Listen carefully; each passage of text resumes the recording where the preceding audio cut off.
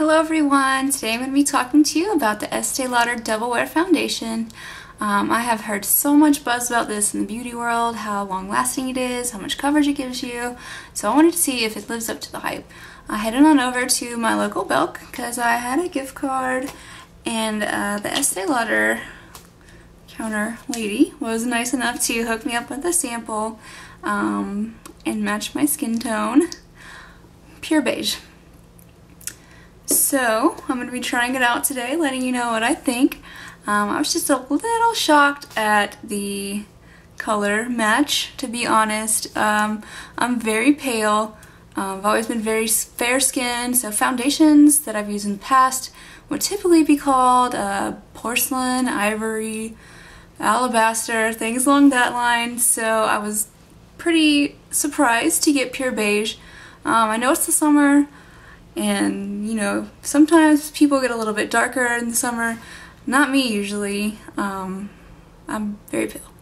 Do not tan. So we're gonna try out this Pure Beige, and I'm gonna let you know what I think. Hopefully, despite the color difference, I will still get a good opinion on this foundation. Alright, so we're just gonna be zooming in a little bit here so you can get a closer up look and how it goes on. I'm just going to be dabbing the foundation all over my face. It's actually a bit more liquidy than I thought for something with such great coverage. It's kind of not runny, but just a little bit less thick than I thought it would be. Oh wow. I know you're supposed to be typically a bit darker in the summertime. Maybe for those of you who have the ability to tan. But I still think this color was just a bit of a reach. And then next I'm going to take my flat top brush and I'm just going to stipple it onto the skin, just using dabbing motions.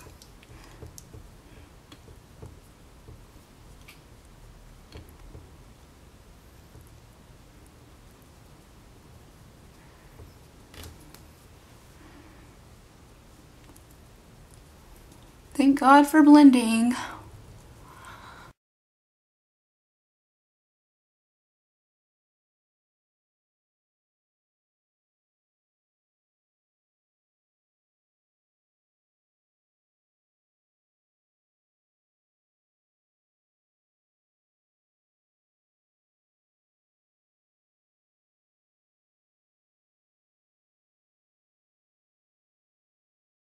Okay, so now I've blended it in all the way, as best as I can anyways. Thank God for blending. I think managed to not have any lines going on.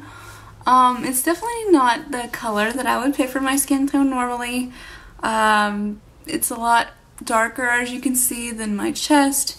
So typically I would go with something not as beigey with such golden undertones, but as far as the formulation of the foundation is concerned, it feels great on my skin. For such a great coverage, it doesn't feel very heavy at all, which I was surprised. And it does have a great coverage. It's covered up the redness on my nose, and the discoloration that's right around here is for the most part covered up. It's not too wet of a formula. I would still want to set it with a powder. I know it's supposed to last a really long time on its own, but I just like to, just to make sure, so I live in the South and it's so humid here, so I would definitely set it with a powder. So I'm just going to do the rest of my face, highlighting, contouring, set it with a little bit of powder, and I will be right back.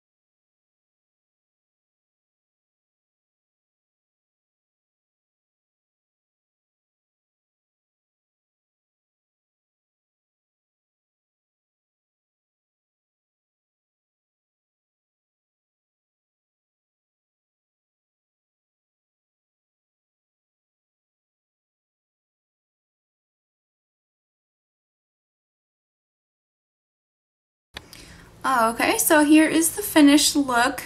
Let you get a good look at it. It is very even coverage. I didn't even really put that much powder on, just a little bit so that it doesn't feel so, not sticky, but just like, I don't know, I just like to have a more matte finish versus a dewy finish.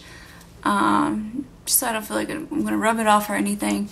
So I definitely think that doing the highlighting, contouring, and everything definitely brought it down to earth a little bit, brought it more, I don't know, more me, it feels like. So on a positive note though, it was a lot easier to highlight and get more of like a dramatic highlight, because with the face being such a dark color, sometimes being pale, it's hard to find a highlight that is light enough, lighter than your foundation.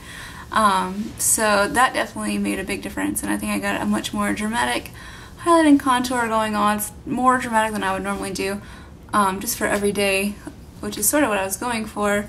But I do like it, and it was a lot easier to do that. So maybe she was looking out for me on that end. So let me know what you guys think. Let me know your thoughts on the double wear.